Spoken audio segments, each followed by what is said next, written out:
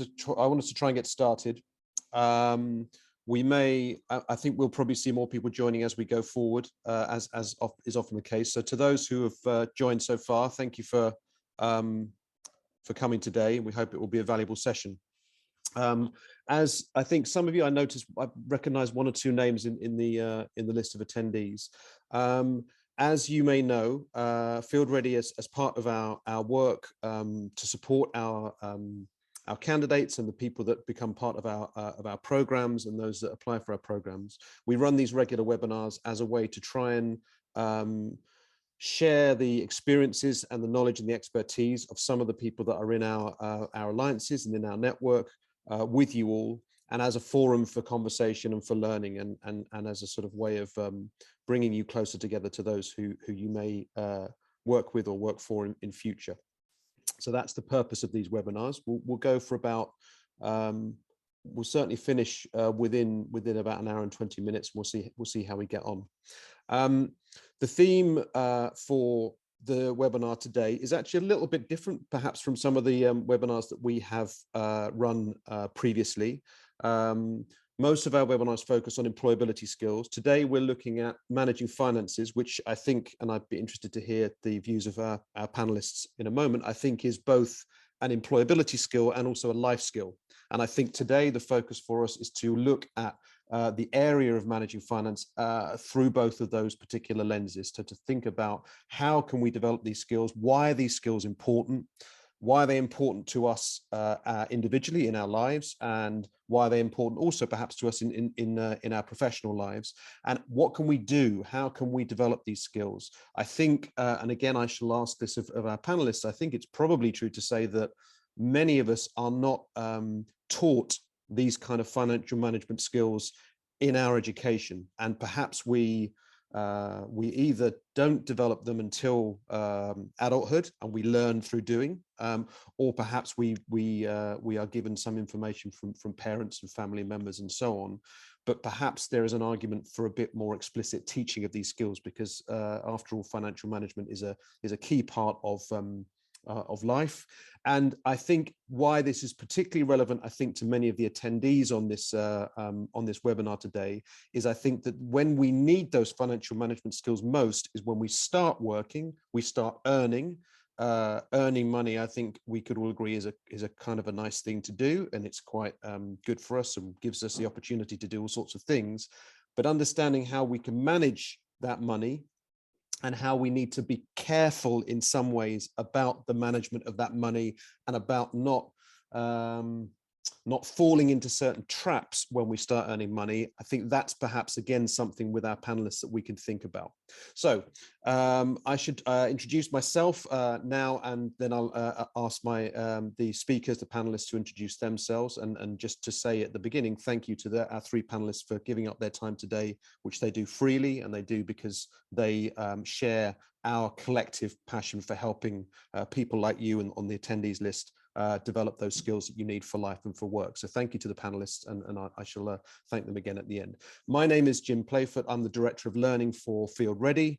And so I work with all of our teams across, mainly across Sub-Saharan Africa, principally in Mozambique, in Nigeria and Ghana, to develop the programs that we run and to make sure the quality of those programs is up to standard.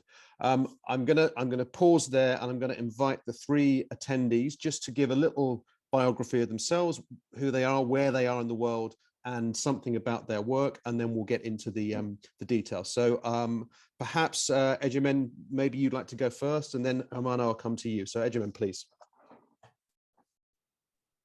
Okay. All right. Okay. Good afternoon or good morning, everyone. My name is Ejemen Okojie. I'm based out of Lagos, Nigeria, and I am very happy to be here, looking at a very unusual topic that we are typically not taught in school. I work in IHS Towers Limited. IHS Towers is a phenomenal organization that is currently positioned as the largest independent owner, operator, developer of shared communication infrastructure in the world. As you can see from my backdrop, we own and operate towers across 3 different continents: Africa, Latin America, and also in the Middle East. What I do primarily for IHS is really focused on helping the organization, optimize its culture, organizational design, and also very focused on talent management, which is making sure we have the right caliber of talent at different levels within the organization to actually drive our strategy. And I do this in partnership with the business and with the Director of Human Resources. Very nice to be here. Thank you, Ejemen. You're very welcome. Hermano, perhaps you can tell us a bit about yourself, please. Sure. Thank you very much, Jim. I'd like to once again thank the Field Ready team for having me. My name is Hermano Juvane, based in Mozambique. And by the way, good morning to you, depending on your time zone. I'm aware that it's still morning for some of you. So I look after the oil and gas sector in Absa, as well as value chain banking. So within my value chain banking mandate, we do look at local content. Apart from the oil and gas business, we do also partner with different entities that do have capacitation programs for local enterprises and capacitation programs for local talent. So it's really exciting to partner with Field Ready, because obviously the mission is to capacitate the local talent at entry level. So thank you once again, and look forward to the interesting session. Thank you, Hermano. That's you're very welcome, and we're very pleased to have you. And finally, Inacio, who is a man I know well, a colleague of mine in Mozambique. Perhaps you could explain to the group here who you are, Inacio, and a bit about your role with Field Ready. Thank you, Jim, and thank everyone in the call. So my name is Inacio Sambula. I am currently based in Maputo, Mozambique, and I work for Field Ready.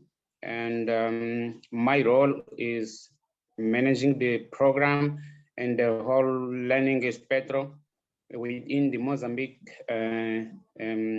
region, and also supporting other region whenever it's required. So basically, Field Ready is an employability organization, works with the young people, work with those who are looking to enter the employee market, and also those needs to develop their leadership skills. So basically, that's what we do. Thank you. Thank you, Inacio. And before I kick off with my first question to the panelists, just to say, and I think Kim has just put this in the chat, we like to have the contributions of the attendees as well. So the chat function, which I'm sure many of you are familiar with in Zoom, is open. So if you have any comments or any questions as we go through, please do write them into the chat, and we will do our best to respond to them. There'll be some time at the end where we can look at those comments and look at those questions, and I'll put them to the panel. So as we go through, as I said, if there's something that you want to ask or something you want to share, please do that, and we will moderate that and bring those ideas and those thoughts into the discussion. So I think to kick off, and this perhaps may seem like a rather obvious question, but I think it's a good place to start for all of our panelists. I wonder if we could think about why it is that these kinds of skills, and I think on the flyer, when we talked about financial management skills, we talked about things like budgeting, financial goals, borrowing, managing debt, and then also areas around using online banking, being safe online, and fraud, and so on. Quite a lot in there. I just wonder why is this important? Banking may seem to be one of those things that we just kind of do. We get older, and at a certain point, we have a bank account and we put money into it, and we take money out of it. Isn't that just kind of relatively straightforward? Why do we need to learn and think about these issues? And I think just perhaps, Hermano, because it's slightly more your home territory, to give the others time to think about their answer. I'll come to you first, and then Ejemen and Inacio, I'll come to you. But Hermano, perhaps you can just give your sense of why is this important, do you think, and why do you think we should all be thinking about this, not just young people, but all of us? Yeah, thanks, Jim. And you know, to be quite frank, when I heard the online banking example, I really saw the question come in my direction. Yeah, so financial importance is extremely crucial because, as you did mention earlier, you know, it's something that's important no matter what phase of your life you're in.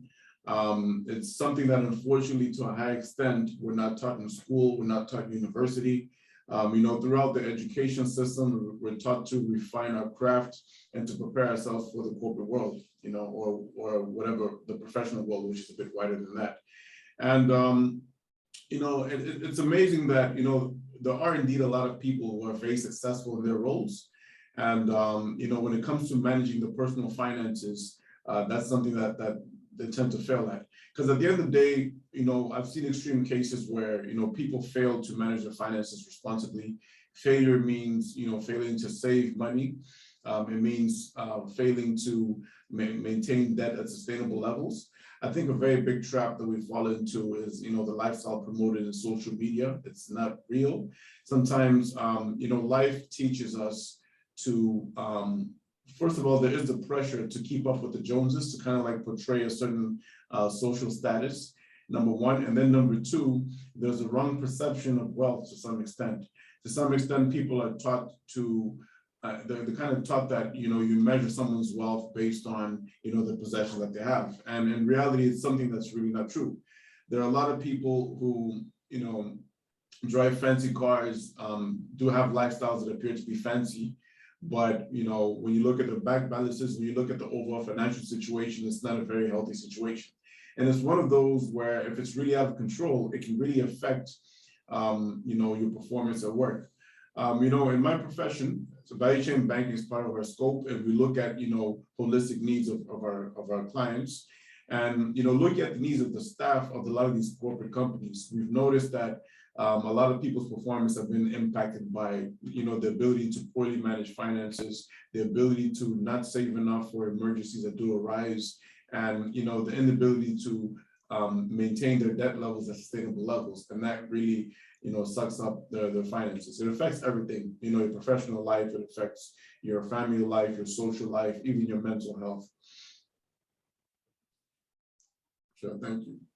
Thank you, Hermano. Well, there's a huge amount in what you said there, and I think you're right. I think that the issues around managing finance are and I hadn't thought of it in this way, are certainly partly related to our broader relationship with money and with, as you said, with status and the life that we want to lead and so on. And we can probably get drawn into that. I think that's a really interesting point. We might come back to that later.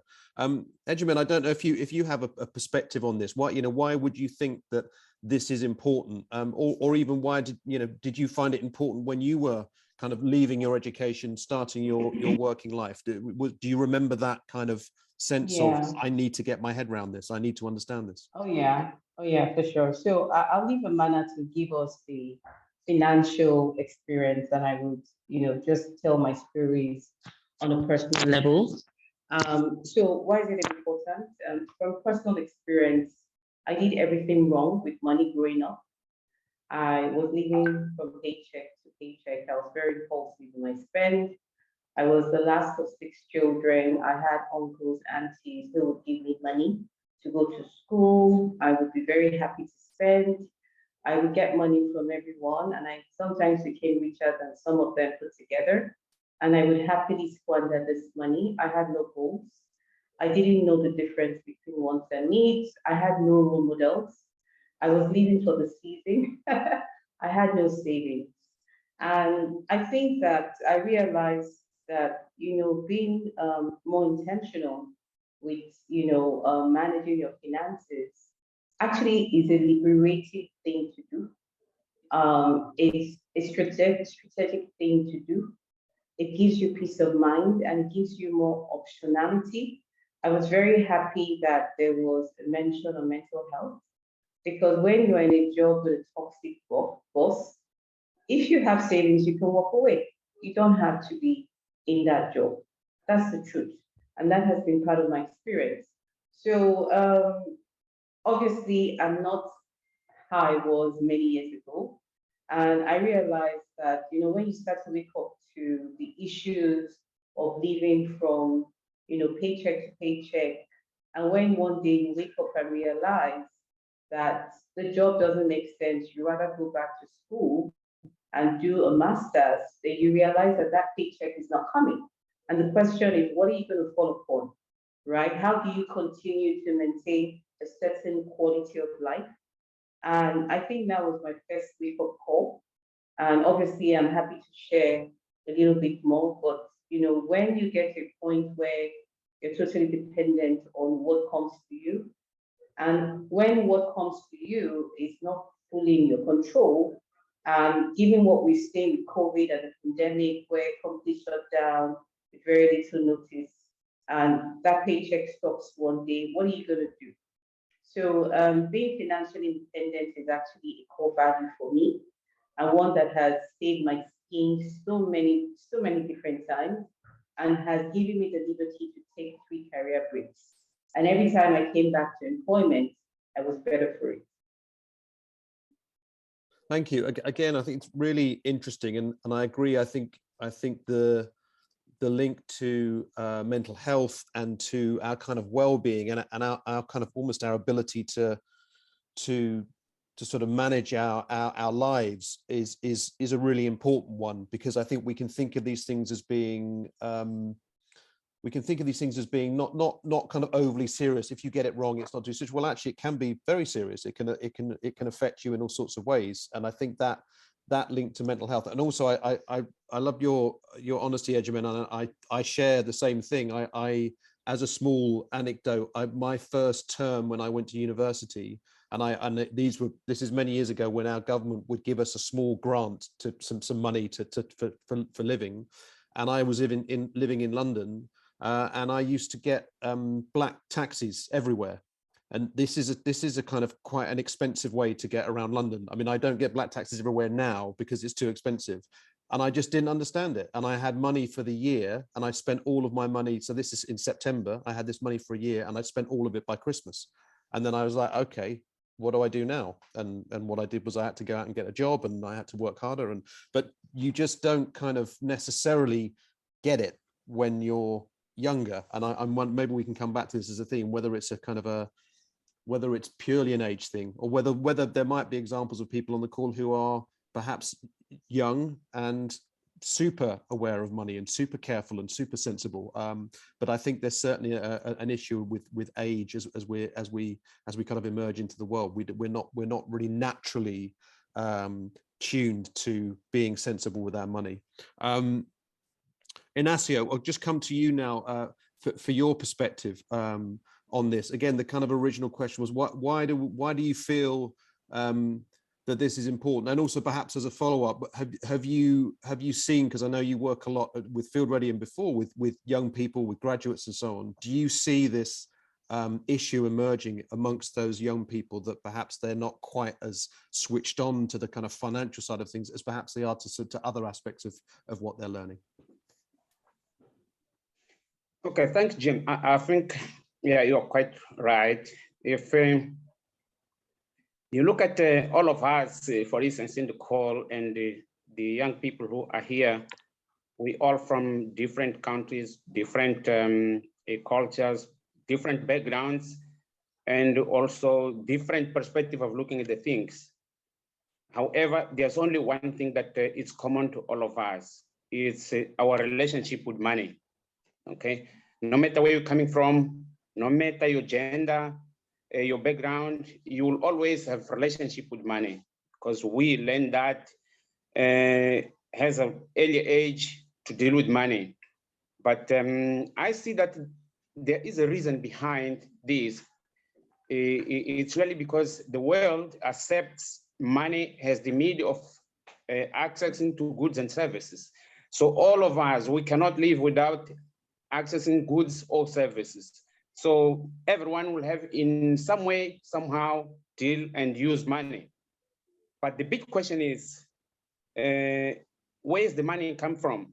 If you ask this question to end of the person who works will immediately tell you where his money is coming from, where he's getting his money, and they will detail that in 2-3 seconds. But if you ask the next question, where your money is going, where do you spend your money? Most probably, most of us will take about a month or so to try and figure out where we spend our money. So I think it's really a very important topic, which I personally struggled with it as well, to try and figure out how do I spend my money? How do I deal correctly with my money? Of course, I made some mistakes and I learned from those mistakes. But the thing is, mainly, most people would tend not to know exactly what they're doing, where their money goes. They all know how to bring money, but how to spend it wisely, most of us will really struggle with that. So I think it's really important topic to not only to young people, but even for those who already have 10, 15, 20 years in career, they're still struggling to manage their money. Yeah, I think that's a good point. I can see Hermano, you nodding as well. As a follow-up for all of you, and I think Ejemen, you did touch on this a little bit. I just wonder how, Hermano, maybe I'll come back to you on this first. Did anybody teach you about money, kind of growing up, or where did you get your information or your understanding or your relationship from money from? And I'll ask the other panelists in a second. I'm just interested to see whether anyone's experience differs from mine, which I'll share in a minute. Yeah, sure. That's an interesting question. I must say in a nutshell, I was one of those teenagers that was taught the right thing, but didn't really listen. And I was one of those teenagers that, learned the hard way with life when things would bump into you. So it's quite interesting, like during the points raised by Ejemen and Inacio, there was the issue of age raised, and there was also the issue of, let's say, Ejemen gave an example of a situation where the work environment is toxic and you have enough savings to walk away. So those are quite interesting points, because I must say that, yes, I was kind of taught the principle at home, and over time, what kind of encouraged me to really apply this better, especially the older I got, was actually reading books on personal finance. And the older I got, the more important it became. When I eventually married and had kids, I realized that it's even more important. So the example of the toxic environment that Ejemen raised reminds us of the issue of uncertainty. Sometimes when you're young, you don't have that much life experience. You haven't really faced as many rainy days as someone that's lived a bit older. The reality is that rainy days will come. The same way that when you look at the natural weather, there are days that are sunny and days that are rainy. Life is like that too. There are days where, you could abruptly lose your job. You could be running a business. Some external factor can happen that can affect your cash flow, and you might not be able to remunerate yourself as well for a certain season. The COVID-19 pandemic did teach us, probably for many of us, the best lesson of uncertainty. A lot of industries got hit really hard, and people lost jobs as a result. And it's really important to have emergency funds. So I think one of the biggest lessons I've learned in personal finance is the importance of having an emergency fund. So an emergency fund would be, kind of like a cash buffer that you have that's equivalent to 3 to 6 months of your income, or 3 to 6 months of your total expenses. Like when I say expenses, I mean rent, groceries, like all household expenses. After the COVID-19 pandemic, it's made me realize that maybe going as much as 12 months of salary worth of emergency fund would be ideal, because the pandemic has taught us that your job situation can change abruptly, and the situation can go beyond 3 or 6 months. So it's always good to have a cash buffer that can keep you going for 3 to 6 months. So the age factor is quite crucial too, because I'm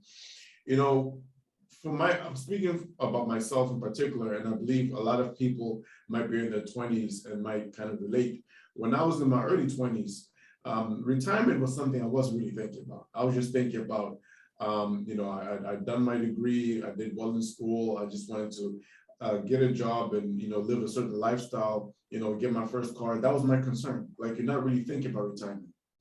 And I blinked, and all of a sudden, I'm in my mid-30s. And one thing that's really important is, to rethink about the whole retirement thing, because look, obviously, look at the economic dynamics. There is the whole inflation reality, and after COVID, we've been hit a bit with inflation. So inflation does mean that the money that you save kind of like loses value because prices of everything goes up.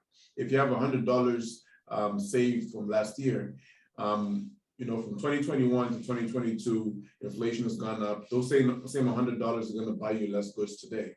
And the reality is, a lot of us who are employed do have pension programs. And, it's important to kind of do the maths, because what happens is, compared to, like, let's say 50 years ago or a century ago, overall, the healthcare services worldwide have gotten better. And, the life expectancy of the average human being has gotten longer. So that means that after the age of retirement, a lot of us are going to live longer than some of our, parents or even ancestors have lived. So that means that, the money that we save and put aside for retirement, it's always good to have cash buffers equal to or greater to, your retirement funds. Because the reality is, obviously, we have different ambitions post-retirement. Some of us want to have similar lifestyles. For some of us, if we carry on the same trend, there are chances that at retirement age, we might need to, wind down on the lifestyle that costs. So it's those kind of things, that kind of maths that we need to do. And the earlier you can think about it, the better positioned you can be. I think that's really interesting. Ejemen, did you want to come in there? Yeah, I mean, this is a very interesting conversation. I think that your understanding and appreciation of the importance of, being financially liberated comes from more than one source. I would say that the biggest opportunity would be your environment, your role model, the people that you surround yourself with, what kind of values do they have, the kind of education that you get, and just deciding what you want your life to look like. So in my particular example, I had a father who's a banker, very frugal. We were very poor growing up. We lived in a 2-bedroom, no running water. We're very happy when it rained, because the rain we would collect the rain in buckets around the house, and there were 8 people in the 2-bedroom. And I saw my father teach us the lesson of being frugal, right? And also the lesson of hard work. But that didn't really register to me. I just thought we were poor, and he had to do what he had to do. So that didn't register. Then I got married, and I had very good jobs. I never went to the shop to look at the price. I would just pick stuff off the shelves, and my trolley was always full, of the groceries. We would go maybe once a month, and we would stack it full. It became a problem even pushing it forward. And I remember one day my nanny, I saw her pick up some tomato paste, and she just took like 20 and threw it in. And I asked her the question. I said, if you were buying this by yourself, would you check the price? She said, yes. Then I asked her the question, why did you not check the price? She said, you're paying for it. So I now realized that I was not a very good example for her. And I think what finally sealed the deal was just the relationship I had with my husband. He was very conservative and I wasn't. I remember I got this pile of money. I was in Dubai, and I was very happy buying a Rolex for myself. And I said to him, what type do you want me to buy? And he said he wasn't interested. And I couldn't understand, how can you not want me to buy you a gift?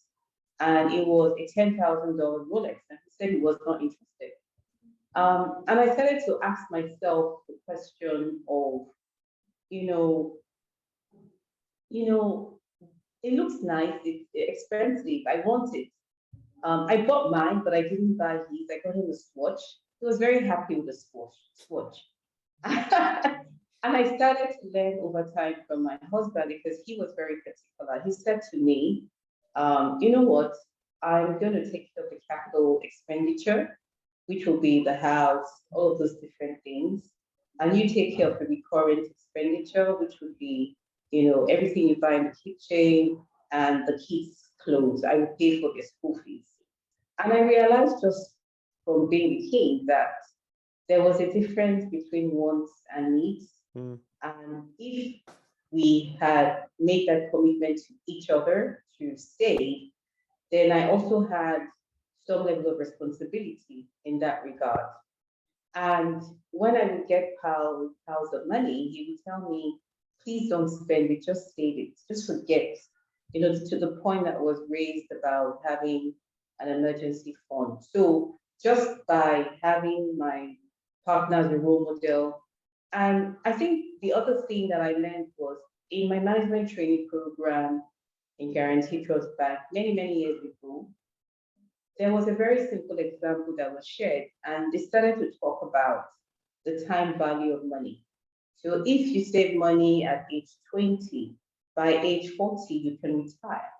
Even with inflation, if you do this and you do that, and you have a portfolio of investments. That didn't register to me so much, but it was something that was part of my subconscious in the sense that it started to give an idea of the importance of time and how it relates to the value of money. So for everyone on the call, I know that at this point in time, you may not be earning a lot, but part of what will liberate you sooner than your peers would be how you are intentional about what you decide to spend and how you decide to save and invest. And sometimes saving and invest may not be putting money in a piggy bank or putting money in shares or FX. It may be even investing in an MD, right? Because there's a return on investment in that regard. So I would say in summary, it's your environment as you grow up, is what you expose yourself, is your mentors, the relationships you have, and what you decide to wake up to. I decided to leave my job and I realized there was no money. I actually cut my hair because I got tired of asking my husband to give me money to go and do a perm in the salon every 6 weeks. I cut my hair and I realized that I needed to take control of my finances if I wanted a certain kind of look. And more importantly, if I wanted a certain kind of lifestyle that I could sustain. And I also realized that I needed to be a better role model for my nanny because taking in 20 packets of tomato paste and not even caring the amount is not a good example. And I have been reading a lot of books in that regard and gotten a lot better. Thank you, Ejemen. I mean, there's so much in what you said and what Hermano said before you, and I really align. And I think one of those key points you've made is that sense that what I wrote down in my notes, financial stability equals choice. So when you have some financial stability, then you have some control or some agency over what you do. And the opposite is true. If you have no financial stability at all, then you are not really able to make the same kind of choices. And I agree with you as well. I think environment is extremely important. I think actually, I'll come to you, Inacio, for your view on this at the moment. I think in some ways what's emerging, and I align to this, is that money and our relationship with money goes quite deep. It's a bit like our relationship with food or something. It's we grow up with it. And you, in your description, Ejemen, of your upbringing, I think everybody will have some reference point to that, and what was their house like, what was money like in their house, because that is what informs us. And also I aligned to you, I married somebody who was significantly more sensible than me, let's put it that way, and over many years of being together, she's completely changed my relationship with money in for me a very positive way, or at least let's say in a much more cautious way. We'll maybe come to the idea of risk and so on in a minute, because I'm also interested in I'm guessing that some of the participants on this call might be thinking, I might want to set up a small business. Now, that might create a slightly different context for our approach and our relationship with money, and one where risk might be something that we have to consider a bit more seriously than perhaps if we're in a permanent job. But Inacio, just to round this part off, and I'm just really interested. I think it's very interesting to hear these personal stories. What was it like for you? Did you kind of, as you sort of started your working life, did you have a very strong sense of financial, were you sort of sensible financially? I mean, you touched on this earlier. I think you said you weren't, but where did you get that from? And have things changed you in the course of your kind of adult life?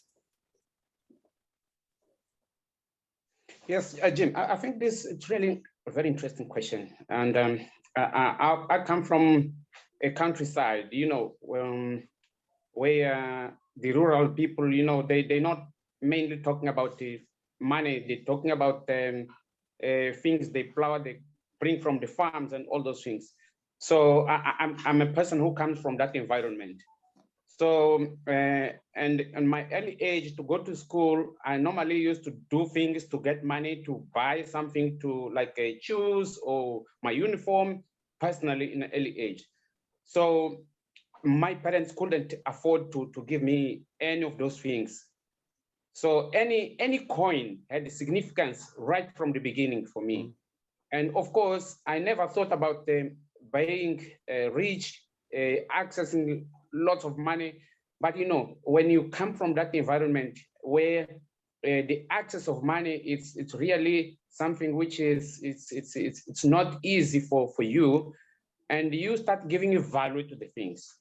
So as I was growing, and I understood that I had to do something to actually get my own money, because I knew I wouldn't get it from anywhere else. So that by saying, I would say I learned the hard way to deal with money. I learned the hard way. And when I started working, and when you come from that environment, you're always afraid to go back. So whatever you're doing, you are conscious that, all right, I'm coming from the pit, I cannot go back to the pit. So I need to be, whatever I'm doing, that's always reflected in your mind. So that was actually a kind of experience which I had.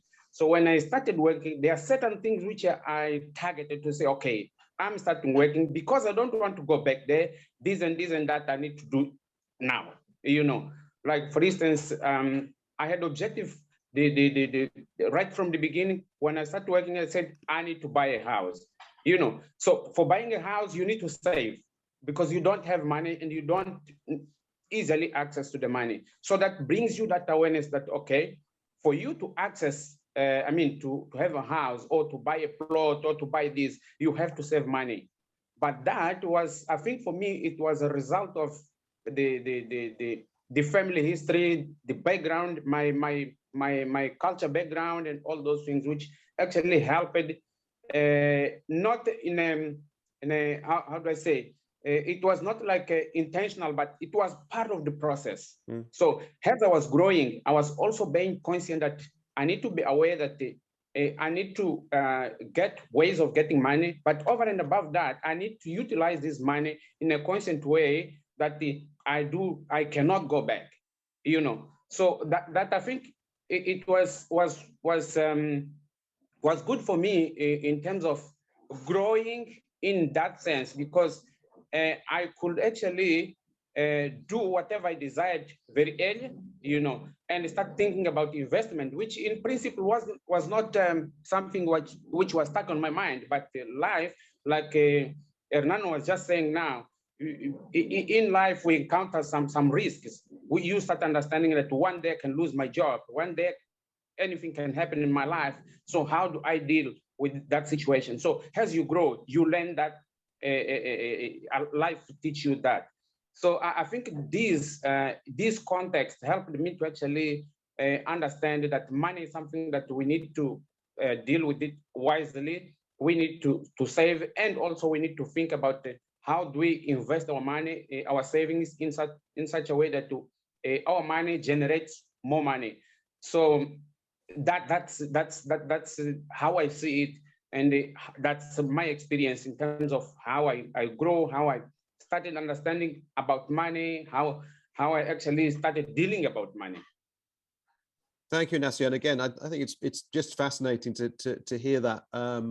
I also think one of the aspects that you touched on there, which we talk a lot about, as you know, Inacio, in Field Ready, is the issue of motivation. What will motivate us to actually save?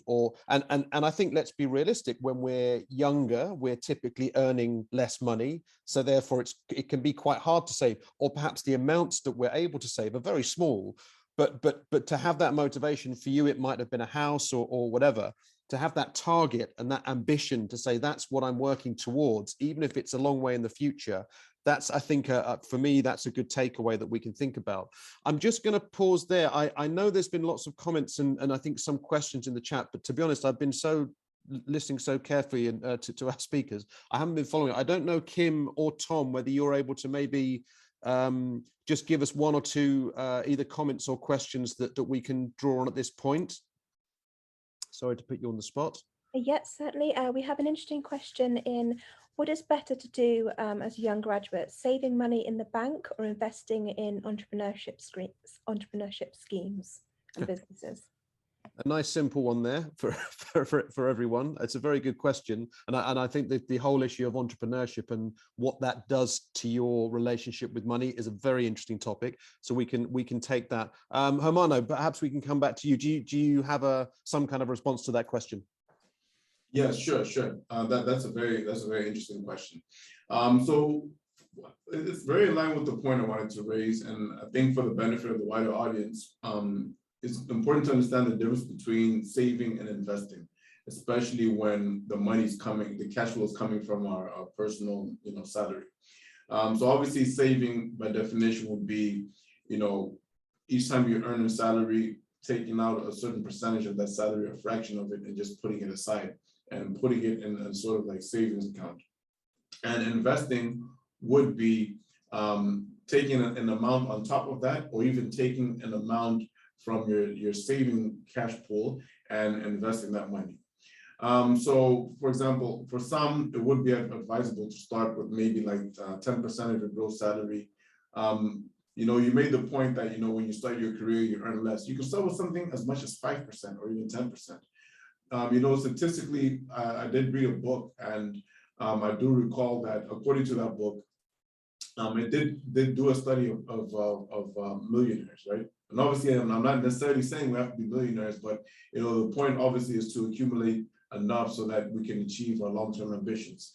And it did show that from the pool of millionaires that had middle-income jobs, such as teachers, accountants, people and the legal practices, it did show that one of the key attributes was consistency. Some of them don't earn a lot, but they've been consistent over a very long time.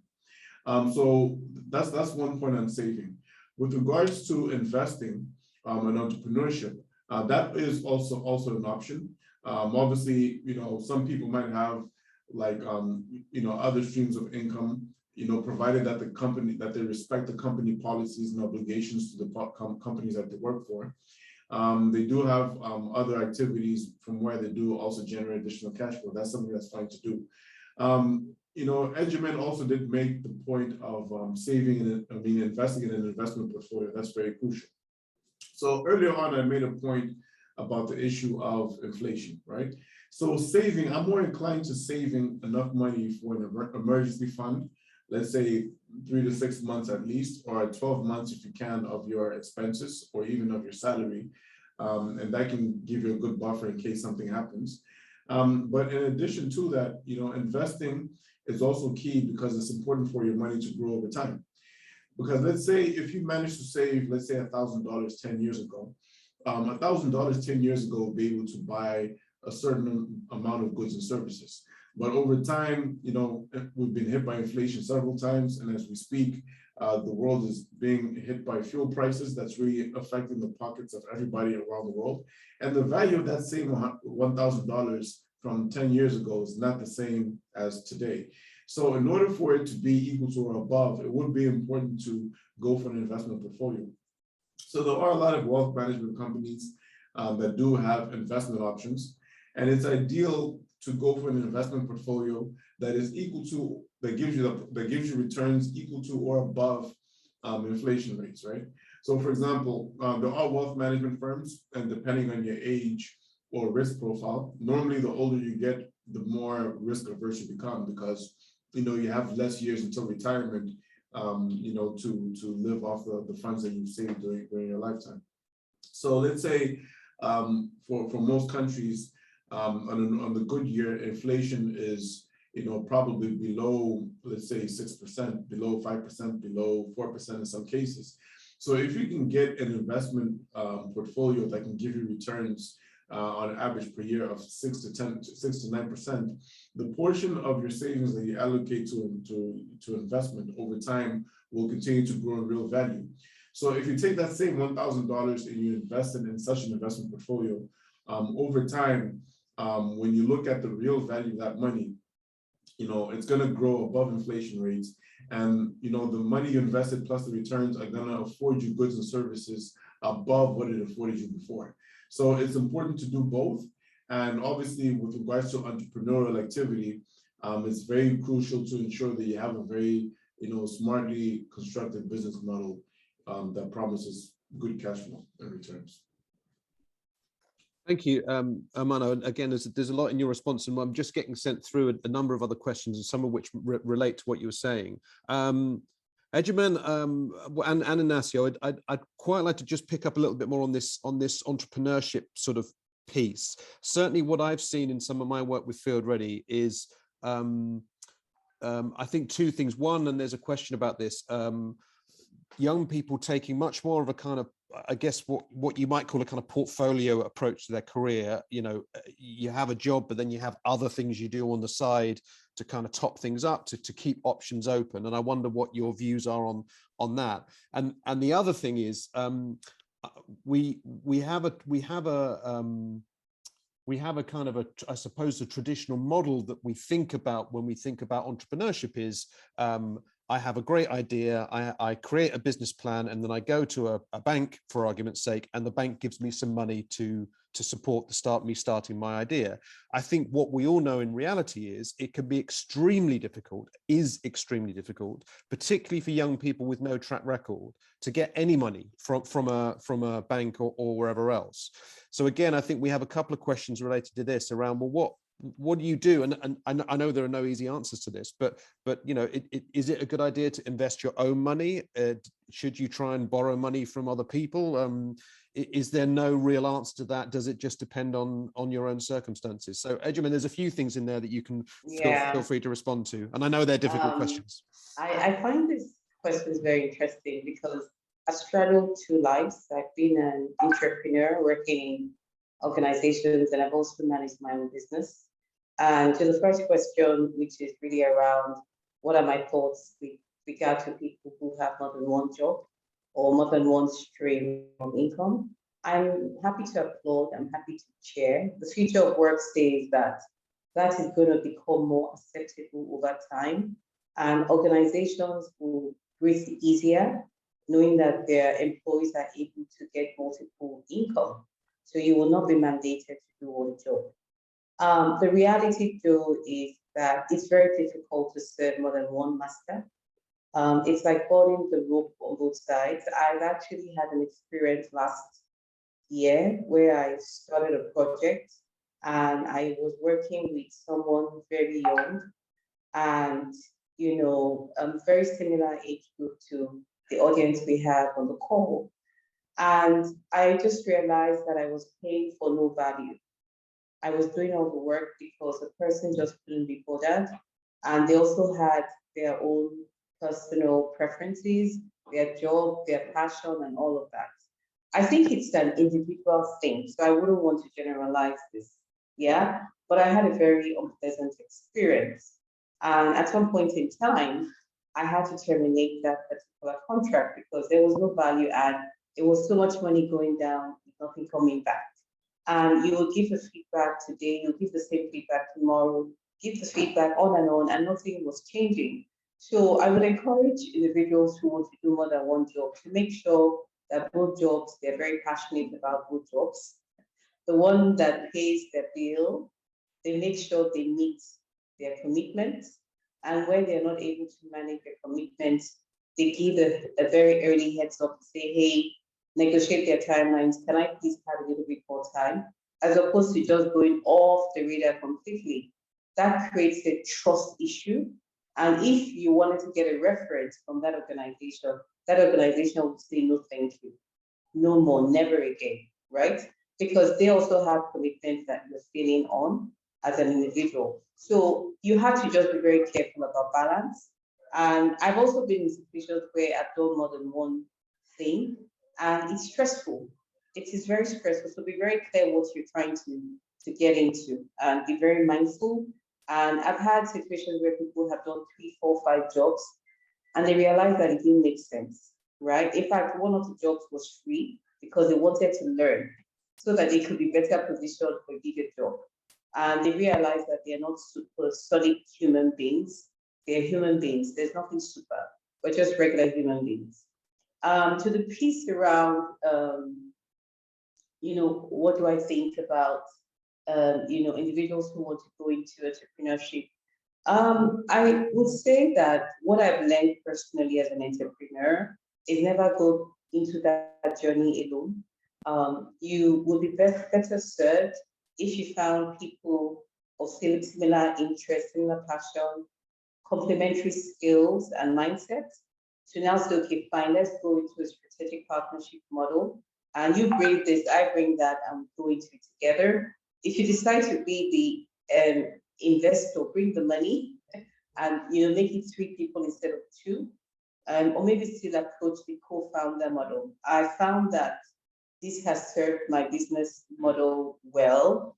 I found out that I'm more a practitioner than a consultant. So if I was going to do, let's say I wanted to do a culture diagnostics for an organization, my strategic partner is a certain organization. We will go together, we will bid for the job, and we will win the job because that is the best organization for that job. And all I'm doing is I'm bringing in my business development and networking skills while they're bringing in the competence. We have good chemistry and we deliver together, and there's equal profit share. So at this age, my encouragement is explore all options. Do not discount any option. Most times at this age, we do not have the responsibilities that would typically accrue over time, a wife, children, aged parents, and so on, or even trying to pay for a mortgage or pay for car insurance. So at this time, be very bold, be very fearless, but also make sure that you're able to keep an emergency fund. I think Hermano had mentioned something in that regard. I typically like to keep 2 years savings just ahead so that I know that if I'm going to ring up my hand and everything goes bad around me, I can still take care of my health. I can still take care of some very important things for my family. That is the way I would approach it. So I'm not going to close any options. Thank you. And I'll come to you in a second, Inacio, maybe to just ask about the entrepreneurship piece again, because I think we've done some interesting work around that at Field Ready. And just to reflect one point, Ejemen, that you made, which I think to me is really important and I relate to, is when we start our careers, when we start working, and particularly if we're either working across 1 or 2 different jobs, or we have a kind of a side hustle, or we're entrepreneurs, money is very tempting. So the opportunity to earn more money is always very tempting. But I think the point you were making, which I think is very important, is that you need to not lose sight of the quality of the work that you're doing. And I would also add to that, your own well-being. So, I think there's many cases of people, I mean, I know as someone that's always run my own business for many years, when you start a business, it's your mindset is often to say yes to everything. And I've learned over the years that that's not always the best response to say yes, even if you immediately see the income going into your business account. You think, well, if I do this work and this work and this work, I'm going to be in such a strong financial position. But what you end up doing is overstretching yourself, overcommitting. Then the quality of what you're doing is going down, and then you may ultimately lose clients, or in your example, Ejemen, you might lose a job because you're not really doing the job you're being paid to do properly, because you're doing another job too. So I think that message about balance and about not being too overly attracted to the money, whilst being bold, being ambitious, working hard, it's a difficult balance, but I think that's a really important message. Inacio, I just wonder, on the sort of entrepreneurship piece, and again, we've done some training for young people and graduates around enterprise and entrepreneurship, whether you have any advice around that kind of starting out, and how you can manage that sort of financial burden. I mean, is that about trying to shape your business in the early days so there is no financial burden? Is it about I mean, Ejemen made the point about don't do it alone. I think that's a really key point. I mean, that's a point that cuts across all aspects of entrepreneurship. Is there anything else on the financial side that you can share, either from your own experience or from the work we've done around managing finances as an entrepreneur? Yeah, Jim, thank you once again. And just going back, I was reflecting on actually how I started when I started my career. Jim made comment that when we start our career, things sometimes are hard, and which is right. But also from my own experience, I understood that when I started my career, I could afford actually to save more than when I was on, let's say, 10, 15 years of my career. Because by that time now I'm spending more. Now I'm married and I have other expenses, I have children, and all those things pulls money from my pocket. But when you are still young, it's actually the best time to save more, because you can afford actually to go up to your 50% of your income. You can save that, which you most probably not, you cannot when you're already a father or you are married or all those things. So you have lots of demands which you need to actually make sure you pay off for. So I think if I would advise, one of the things that young people need to know is to actually not lose sight when they start their career. They need to make sure that the most important things of their life, like having the most important items like a house, they need to ensure that they get that as early as possible, because they relieve them from that demand later, and it gives them a good buffer for them to think about investment later. So that was actually my experience. I bought my house, or I built my house very early, because I was conscious on that. I saved a lot when I was still young. I had no a child. I had no wife, and I could save more. But now, when we come to investment, I think from my own experience, when I started to go to entrepreneurship side, one thing which called me in attention, it's a trust from different people which you deal with. Mostly young people will have this as a barrier, because when you try to go for a business, most of the times you don't have money to actually leave your job and go start a new business. But in other hand, you need to do something as an extra source of income or different source of income, because most probably what you're earning, it's not necessarily enough for you to grow faster. So you have to have this balance. So my experience is that you have to look for opportunities where you don't spend much time there, okay, and you have easy control. For instance, like my example, when I started, I wanted to go for a business. What I did is to look for opportunity of investing in water distribution, for instance. Okay, I did like a borehole, and I put the system there. I know I have 100 clients. I know what I expect at the end of the month. So I don't necessarily have to be there.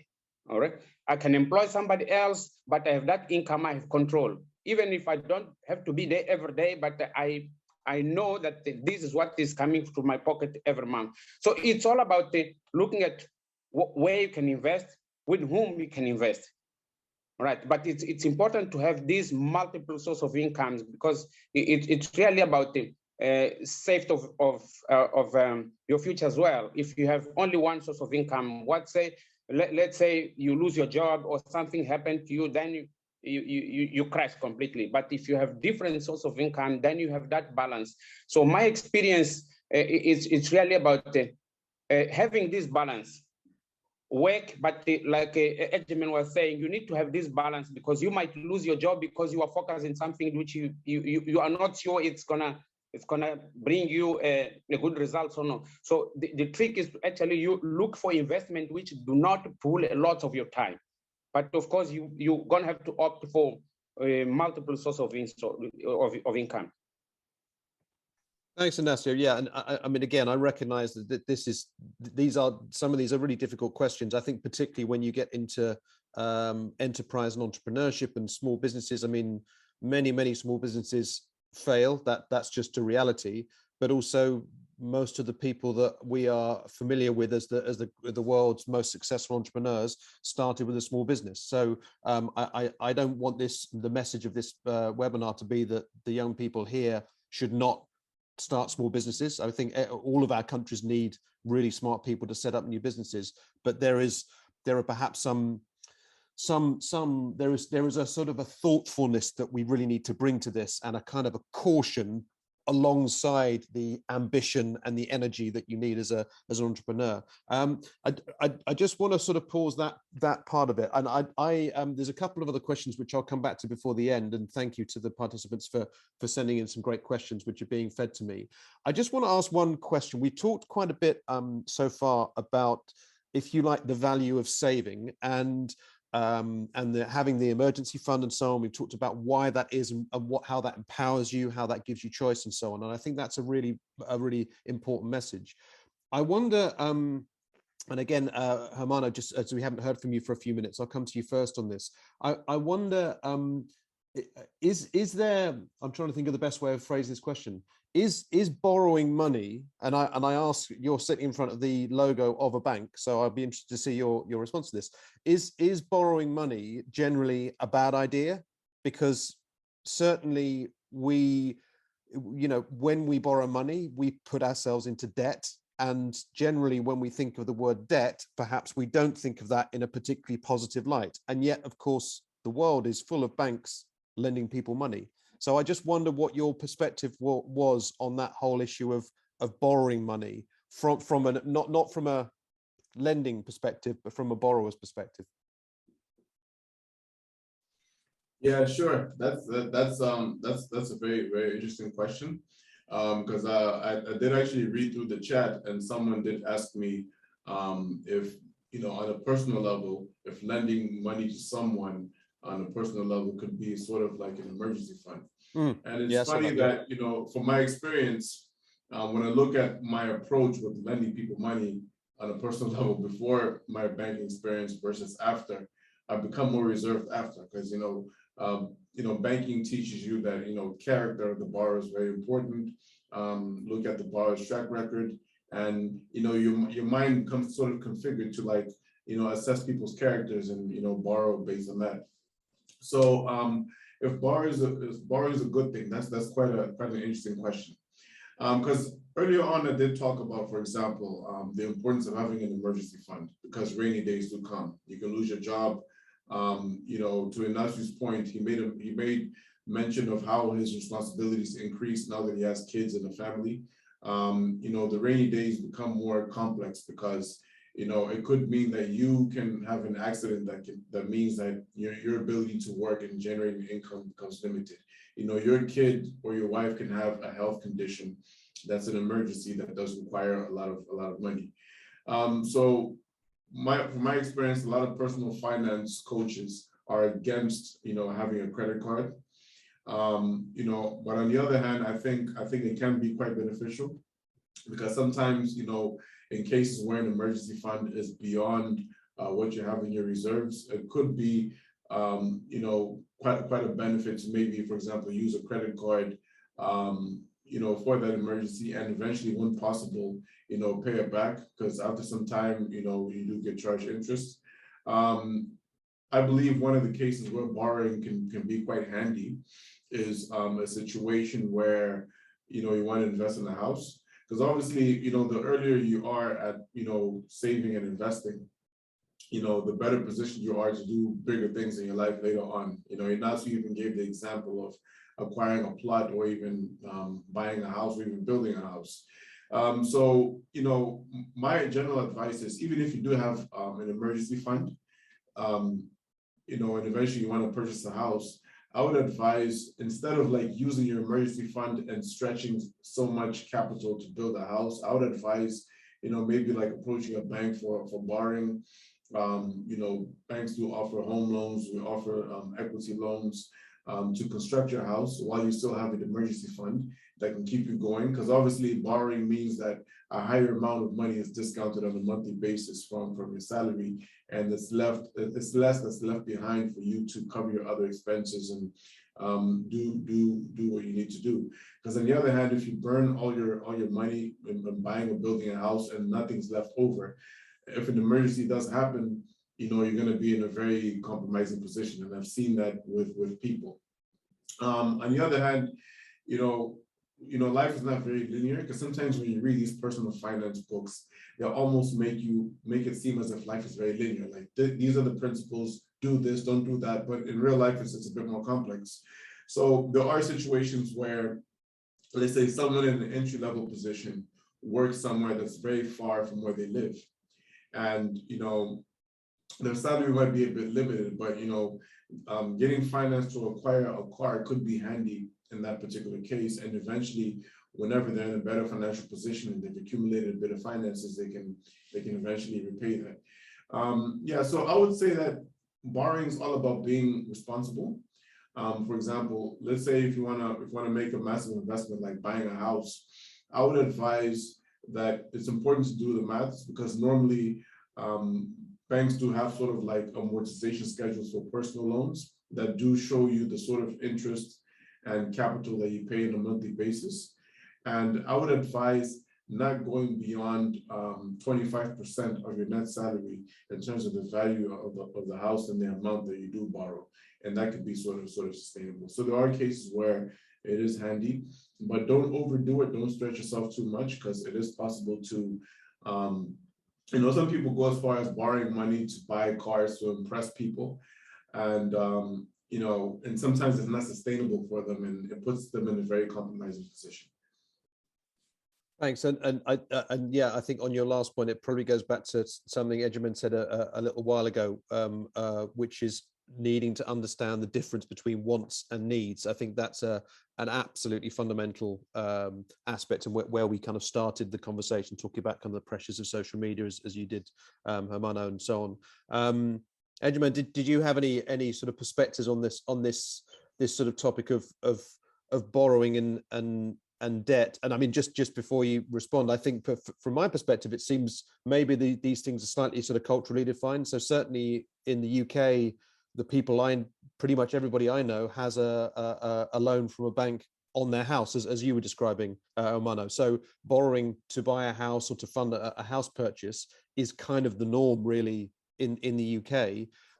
But as you said, perhaps borrowing money to go on a holiday or to buy a car, you should be a bit more cautious about, because that's perhaps more of a want than a need. I don't know, Ejemen, if you have a perspective on this. Yeah, thank you, Jane. I would say that we also need to look at not just culture, but the economics.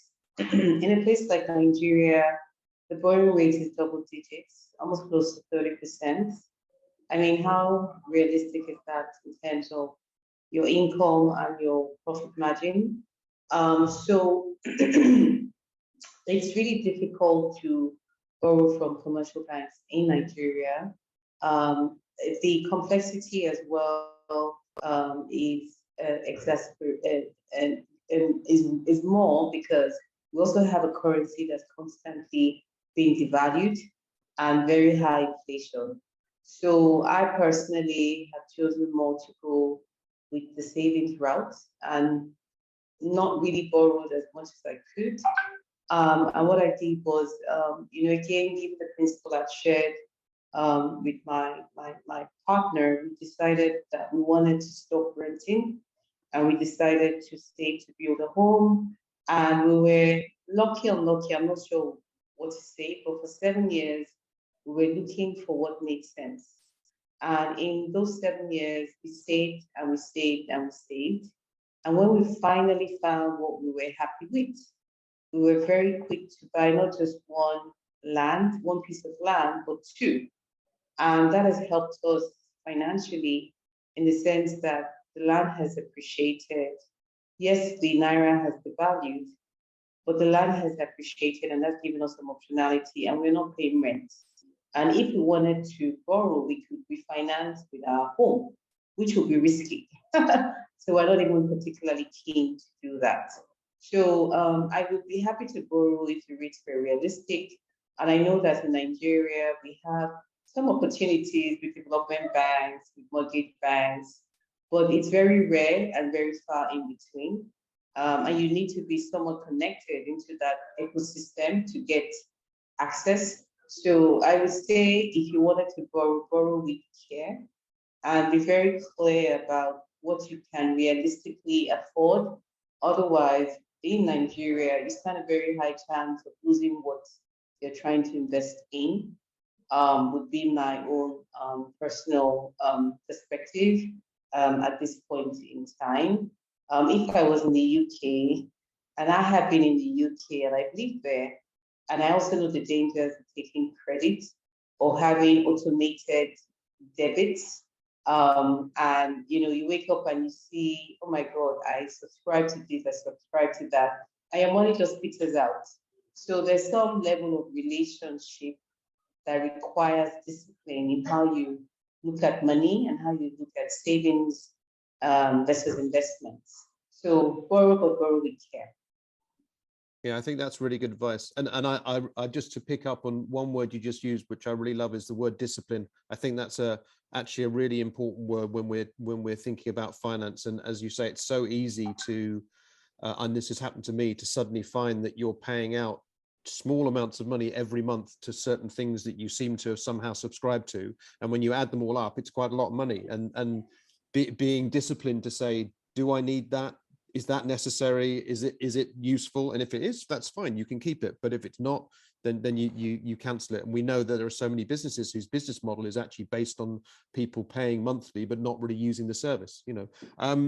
Inacio, actually, I mean, feel free to come in on that. But also, I've just seen a question which I think is a really interesting one, and I know one that is something that faces a number of the students that we've worked with over the years. The question was, how can you juggle demands from family for financial assistance when you're a new graduate, and I'm assuming also perhaps a new employee, and struggling yourself? I mean, again, it's not an easy question, but this is a scenario I know that a number of the graduates from our programs face. I don't know if Inacio, you have any advice on that. Yes, Jim, I think as Hermano and Ejemen were talking about, I was also reflecting in your previous question, sure, which I'll try maybe to just join together with this one and give my view. And I think, Jim, what I've learned in life is that life is made by choices. All along the life, things will appear in your life, and from time to time, you will have to make decisions, you will have to make choices. And the most importantly is to actually look at the choices that you make and contextualize to the reality or to the situation. And sometimes we may think that borrowing money is not a good thing, but in other hand, it's good thing depending on why you're borrowing money. So I just want to try to bring the perspective that when we borrow money, we need to always have in mind the balance between the emotion and the reason, right? It must be a specific reason, must be a significant reason of why I'm going to buy reason. And my previous colleagues just say that we need to look at that. It might make sense that I borrow money to buy a car, but in certain instances might not make sense as well, So we need to make that balance to really bring this. And in line with that, also look at what is the real need of what I'm going to source. All right. So if we look at that, most probably we'll make will make reasonable decisions of whether we're going and borrow money or we can refrain from borrowing money. But of course, I would advise mainly people who want to invest. I think if people want to invest and they have good opportunity, I think it's much easier to borrow money for investment, which uplift your business very quickly and easily than actually trying to save and take time. And because opportunity might be opportunity now, but might not be opportunity in 2 years' time. But maybe it's a good idea to go and borrow money to invest in the current opportunity, and that can make profit. So yeah, I think it's this balance about defining what's really a need, what is want, or what is wishes, but also balancing the emotion and the reason. Sometimes we really borrow money to buy something to impress other people, but I mean, it's something that most probably takes more money from our pocket as opposed to bring money to us. So it's important to look at that balance as well. That's great. And just on that particular point about and again, I mean, I'm not really sure if there is an answer to this, but and this is for any of our panelists,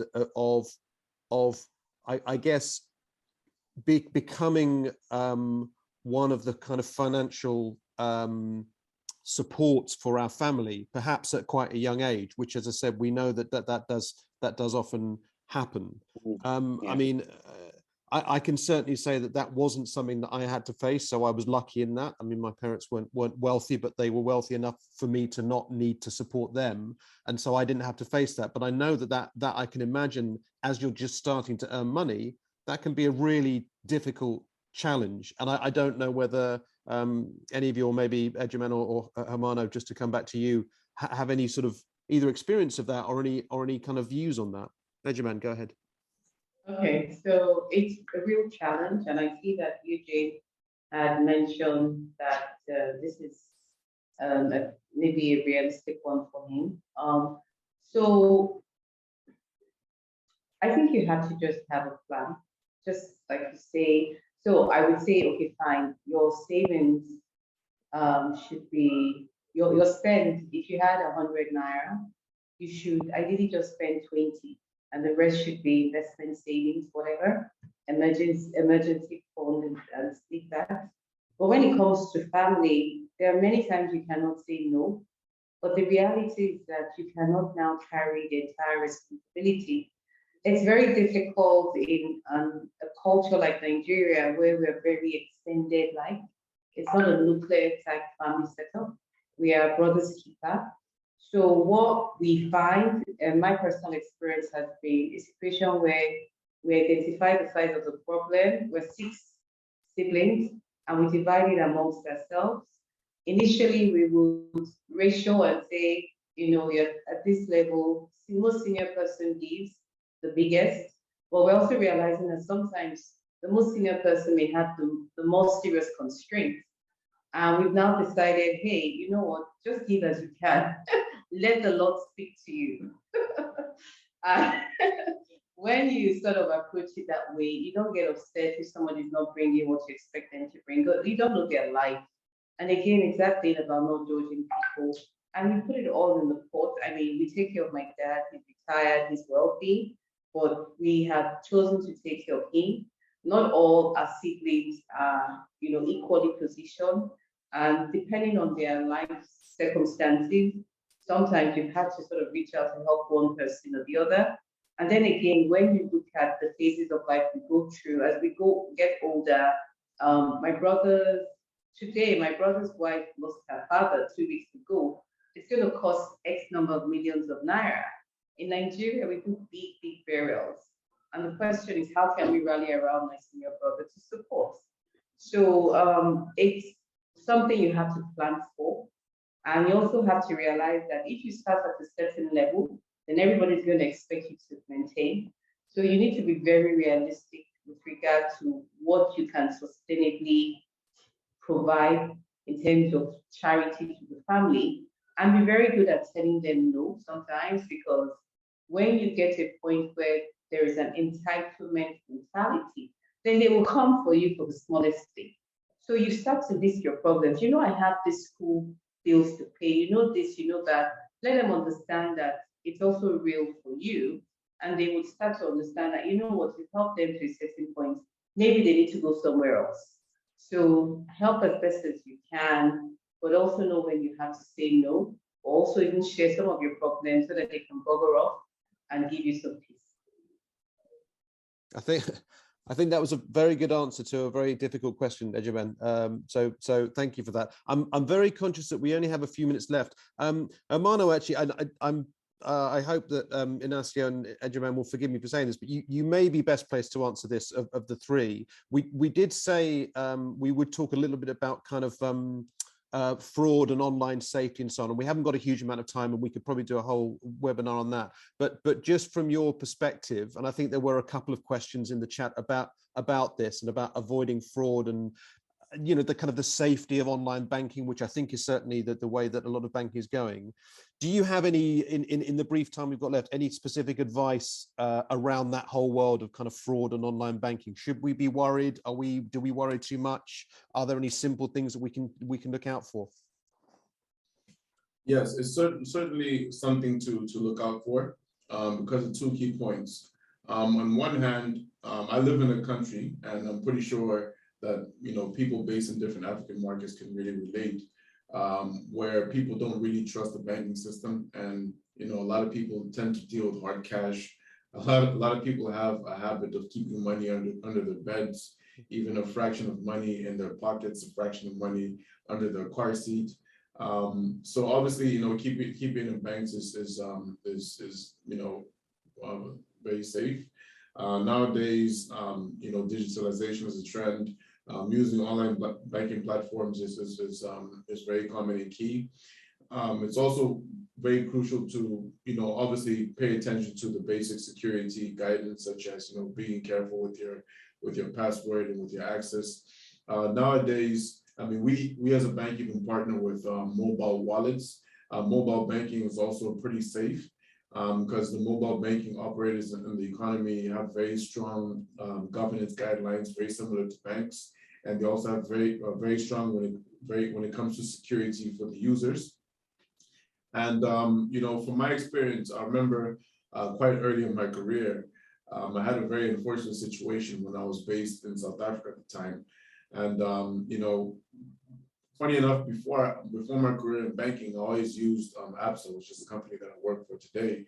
And you know, it was a situation where I kind of suspect that my card was cloned in an ATM that didn't have any camera around it. It was an ATM that was away from a branch. I think it was an ATM close to a fuel station or something.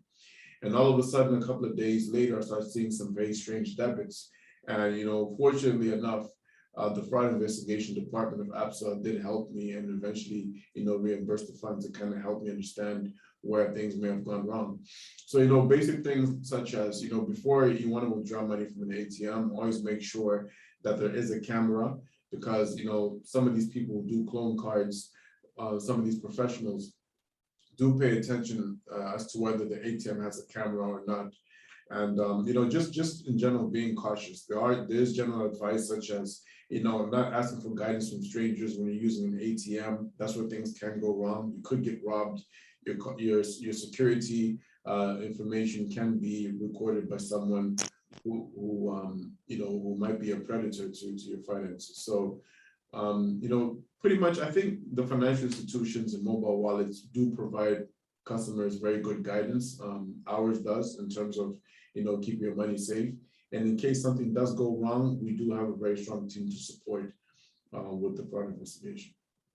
Okay, that's great. Thanks, Hermano. I realized that it was a broad question and I didn't give you very long to answer. I'm going to sort of start to wrap up now, because I really like to finish on time and respect certainly the time of our speakers and also of our attendees.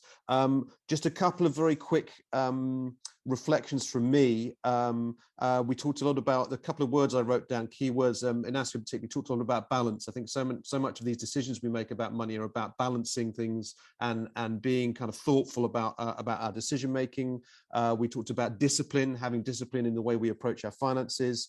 I think the whole message around trying to build that kind of emergency fund, building that stability, and that stability gives you choice, it gives you power, and that's the reason to do it. It's not simply to say it, it's actually to have that something to fall back on, something to give you that choice. And also going back to the beginning, and I think someone put this in the chat as well, to really understand the link between money and things like mental health, and how important it is to really stay on top of this stuff and to understand this stuff and learn about it. I mean, I think our speakers have done a brilliant job today of both sharing their own personal experiences and also just giving some really good advice, but there's a lot more out there.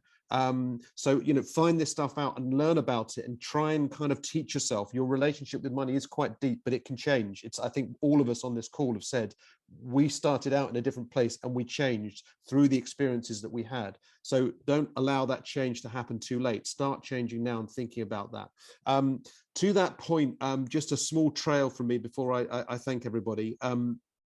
Field Ready has a new website going live next week, and this is primarily for all of the people we call candidates, so all of the attendees today, the people that join our programs, and there will be more resources. We're gathering together resources around issues like financial management and all of the employability skills that we address in our programs. So if you're listening to this webinar and you're interested, check in with our website next week, getfieldready.com, and you will be able to sign up and become part of that community and get access to more resources, and we'll signpost you to other stuff that others are doing. So it's just about on time. So just really for me to say thank you certainly to all our attendees who came, and I think at certain times we had nearly 50 at a certain point. A few have left since then, and I hope that you got a lot from it. And finally, to thank Inacio, to thank Hermano, and to thank Ejemen. As I said, it was I learned a great deal, which I always do on these webinars. I appreciate you all coming here today and giving your time freely, and particularly for sharing your kind of honest sort of views about things. We try, that's what we try and encourage you to do, and you've all really embraced that, and I think it really helped bring a kind of understanding to some of these really complex issues. So thanks everybody, and there'll be another webinar we hope in about a month's time, and it will be on a different subject, and we wish you a very good day. Thanks everyone. Thank you, Jim. Bye-bye. Bye-bye.